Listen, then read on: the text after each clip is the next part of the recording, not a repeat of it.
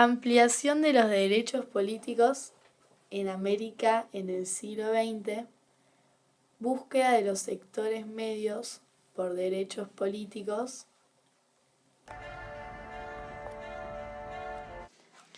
diferentes experiencias en México y Argentina.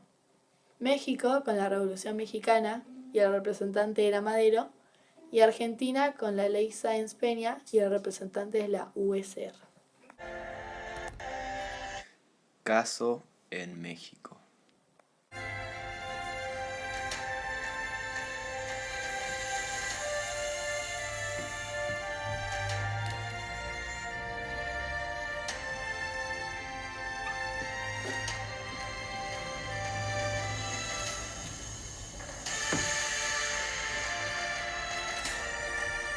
Durante muchos años, México tuvo un presidente que se llamó Porfirio Díaz. Cuando él empezó a gobernar, prometió a todos los ciudadanos mejorar el país y las condiciones de vida. Pero, cuando llegó al poder, solo se interesó por el dinero. Con el tiempo empezó a mejorar algunas cosas en el país. Una de ellas fue el aporte de un nuevo medio de transporte moderno y rápido, el tren, y en él viajaban personas y también transportaban mercadería.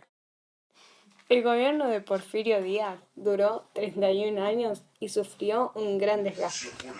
Cuando había elecciones se hacía trampa para poder seguir en el poder. Durante su gobierno, muchas personas vivían en una gran pobreza e injusticia. Solo la clase alta fueron los favorecidos, y esto provocó un gran descontento en la sociedad. Madero lanzó al país de México una denuncia hacia el gobierno de Porfirio Díaz. El gobierno de Porfirio Díaz estaba basado en corrupción, violencia y fraude electoral. Es decir, hacían trampa en los votos para seguir en el poder. En 1877, Madero se presentó en las elecciones generales como candidato para la oposición. Pero durante la campaña electoral fue encarcelado y sus seguidores censurados.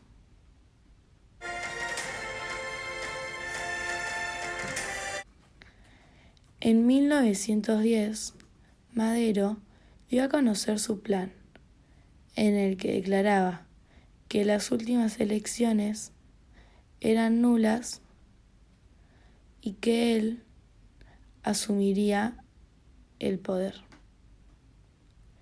Este plan no iba a llevarse de manera pacífica. El 20 de noviembre, todos los ciudadanos debían tomar las armas para echar a las autoridades que actualmente gobernaban del poder.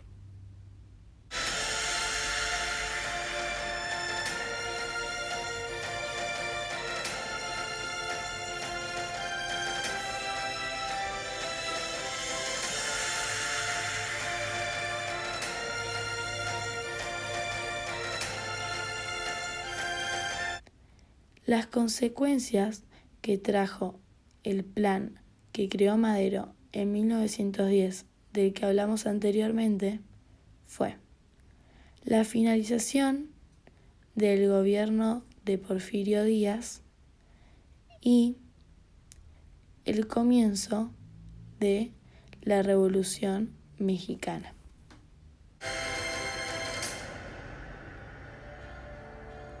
El 10 de febrero de 1912 se sanciona la Ley Nacional de Elecciones que declara el sufragio universal secreto y obligatorio, impulsado por el presidente Roque Sáenz Peña.